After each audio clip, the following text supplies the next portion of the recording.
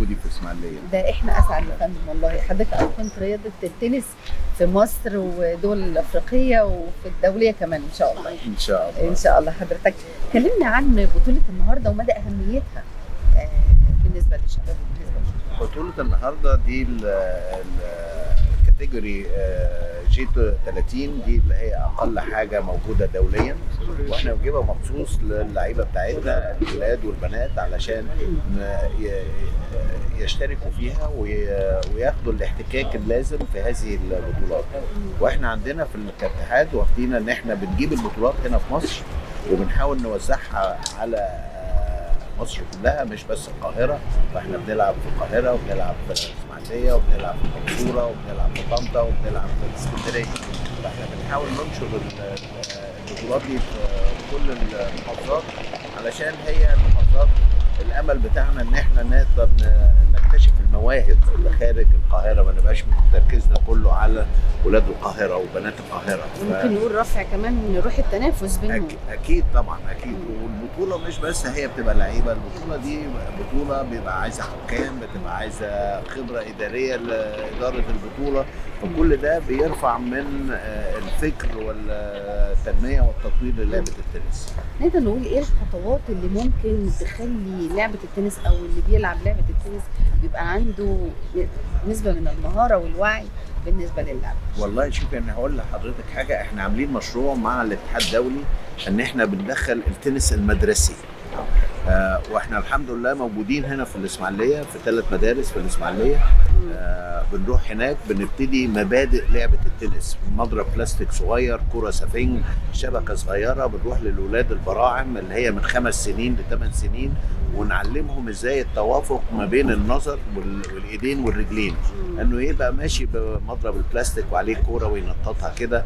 بنديهم مبادئ حاجه قريبه من لعب التنس علشان يحبوا هذا الموضوع ويبتدوا يلعبوا لما يكبروا، يبقى عندهم 8 سنين و9 سنين ويخشوا في الناشئين اللي تحت 10 سنين و12 سنه. زي كره القدم كده، الولاد من هم صغيرين لعبوها بالظبط. ده اللي احنا بنحاول نعمله والحمد لله احنا ناجحين فيها. وزي ما بقول لحضرتك برضو احنا رايحين في المدارس في الاقاليم. يعني احنا موجودين في الاسماعيليه وموجودين في المنصوره وموجودين في طنطا وموجودين في اسكندريه. بنحاول ننشر في الاقاليم في المدارس. نبتدي من نقطه البدايه بتاعتنا المدرسه مش النادي، لان المدرسه فيها القاعده الاكبر، النادي برضو في عدد محدود من الاعضاء. لكن المدارس النهارده على مستوى مصر بنتكلم في 6 مليون طالب. لو انا اقدر اوصل لمليون من ال6 مليون واديهم مبادئ لعبه التنس، يبقى انا عندي امل ان انا اكبر القاعده بتاعتي في الناشئين. نقدر نقول احتياجات لعبه التنس هل هي موهبه ولا كفاءه ولا ابداع؟ لا، هي هنبتدي طبعا لازم يبقى في موهبه، لكن بعد كده لازم صقل هذه الموهبه. عايزه تدريب شاق، عايزه تعليم، ان انا اعلم مدرب كويس عشان المدرب هو يعرف يعلم الناشئين. هي منظومه متكامله في الحقيقه يعني. فاحنا شغالين في المنظومه دي، واحنا عملنا طفره جامده جدا بالنسبه للمدربين بتوعنا في مصر، واخذنا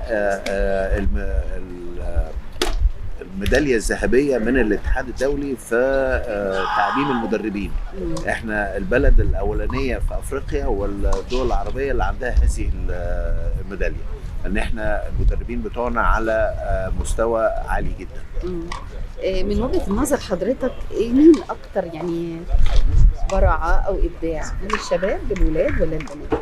لا، ده كل واحد ليه السكه بتاعته وكل واحد ليه العمر بتاعه كمان. البنات بينضجوا اسرع من الولاد، هنلاقي البنات في سن 12 13 14 سنه بيظهروا قبل ما الولاد يظهروا. فالابداع من ناحيتين. واحنا عندنا حاليا احسن لاعب تنس في مصر هي لاعبه وليس لاعب، اللي هي ميار الشريف، ومصنفه رقم 65 على العالم. فيعني احنا بالنسبه لنا ولاد وبنات الاثنين ايكوال متساويين، وبندي دفعه للاثنين. حرفنه يعني ممكن في تكات كده حرفنه. لا، هو الولاد بيبقى اللعب بتاعهم فيه قوه اكتر شويه من البنات، لكن كحرفنه لا، الاثنين زي بعض يعني. اكيد في تعليمات وارشادات حضرتك بتديها لكل اللعيبه، فايه نقدر نوصلها لابنائنا اللي مش موجودين معانا النهارده؟ اهم حاجه انا عايز اقول ان احنا لازم نسمع كلام المدرب بتاعنا، ونسمع كلام امنا وابونا، ونذاكر كويس في المدرسه، نعرف نوضب وقتنا علشان نذاكر وننجح في المدرسه، وعلشان نتدرب كويس ونعمل نتائج في الملعب.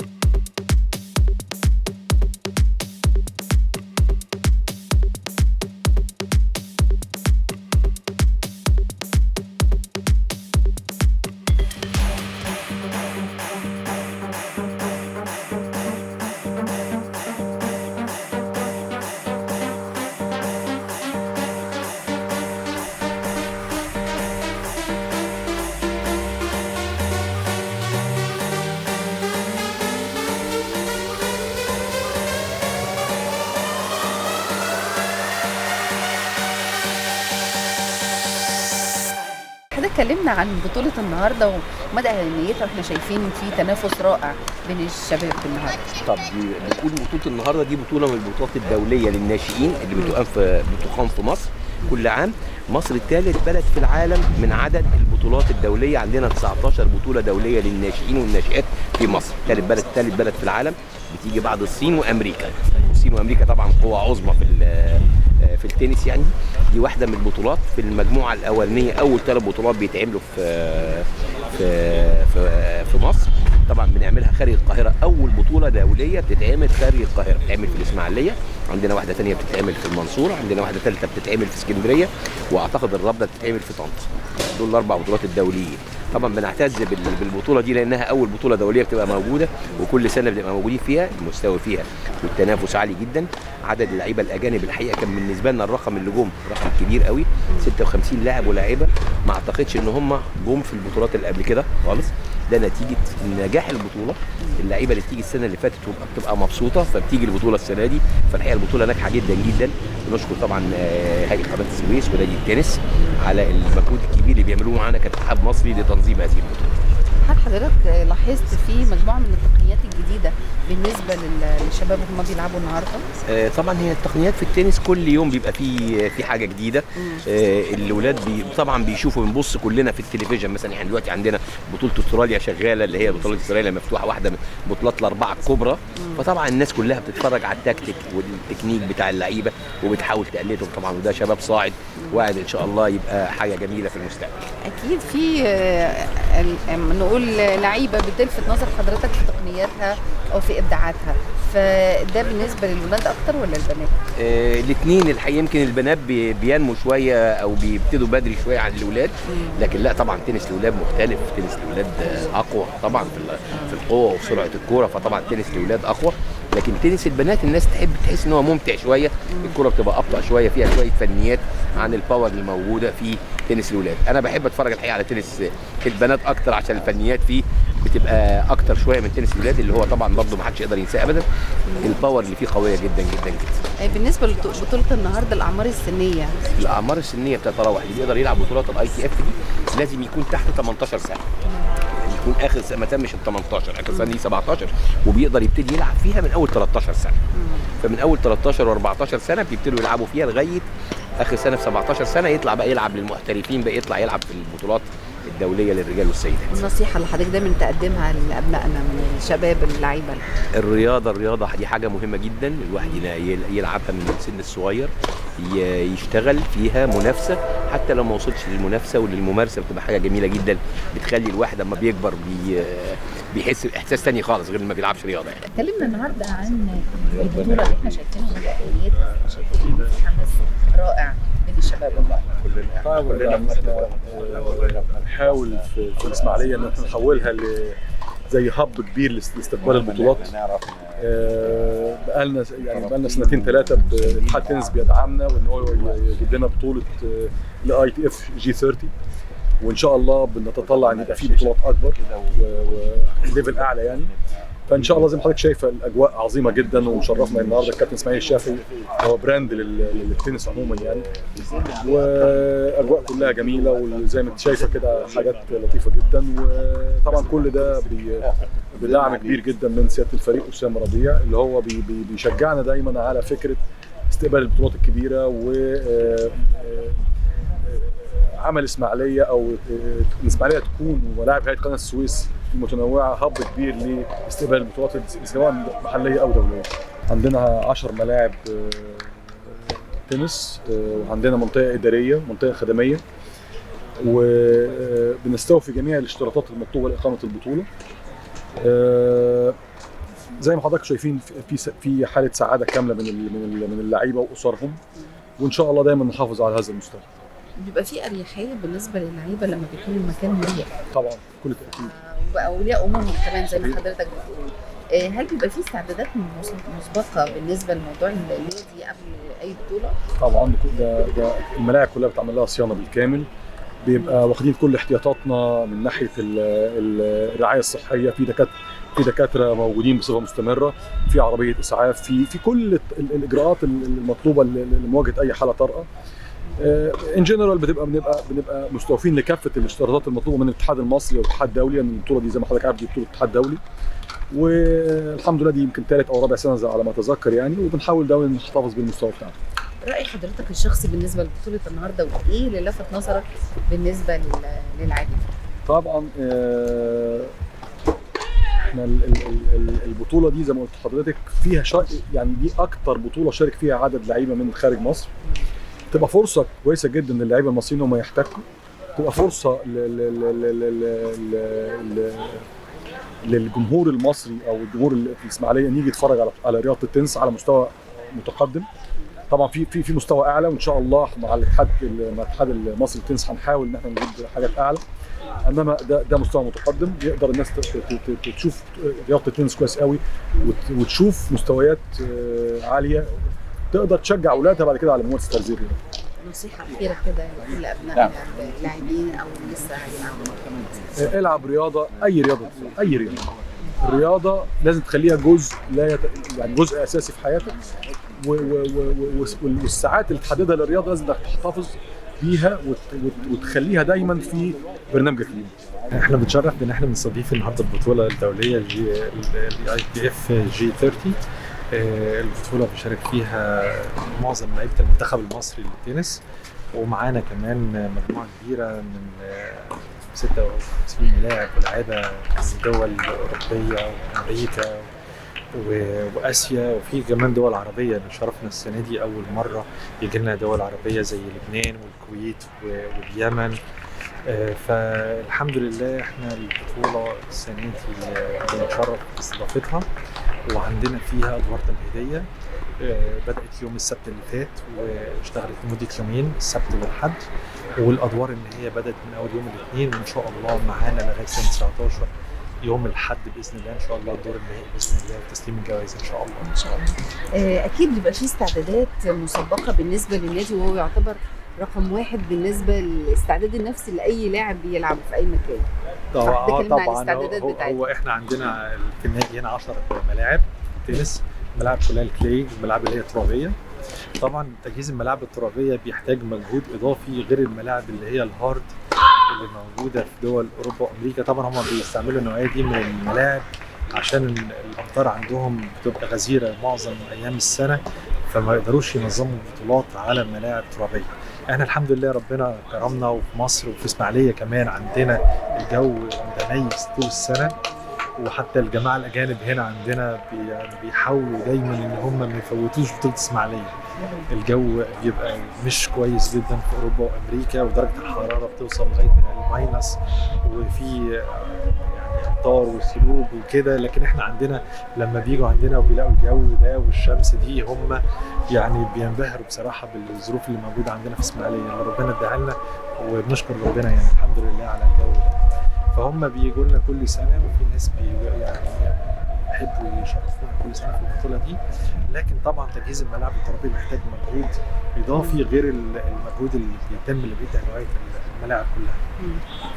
احنا بنحاول ان احنا قبل البطوله دي بفتره كافيه حوالي اسبوع بنعمل اعاده تاهيل لكل الملاعب دي كلها عن طريق العمال الموجودين عندنا في النادي، وهم كلهم الحمد لله. طبعا احنا عندنا على سنوات شغلهم الطويله كونوا مجموعه كبيره من الخبرات. بقت دلوقتي الحمد لله يعني الناس بقت بتثني على المستوى الملاعب عندنا وجودتها، والصيانه المستمره لها بيحافظ دايما انها تبقى موجوده بالكفاءه المطلوبه ان شاء الله في البطولات الدوليه دي تحديدا. اكيد بيبقى في نصائح بالنسبه لابنائنا، سواء اللعيبه سواء في البطوله او غير البطوله، فاكيد بيبقى في شويه ارشادات او نصائح. طبعا هي البطولات الدوليه دي بتدي فرصه لاولادنا المحليين ان هم يحتكوا بثقافات اخرى. الموضوع ما بيبقاش قاصر بس على الرياضه، لا بيبقى في لقاءات في اماكن الاقامه سواء في الفندق او كان هنا في النادي، بيتقابلوا مع بعض في بطولات ثانيه، فبيحصل نوع من الألفة ونوع من التعارف، فبيحصل توسيع للمدارك، وده بيبقى مطلوب في سن الشباب الصغير.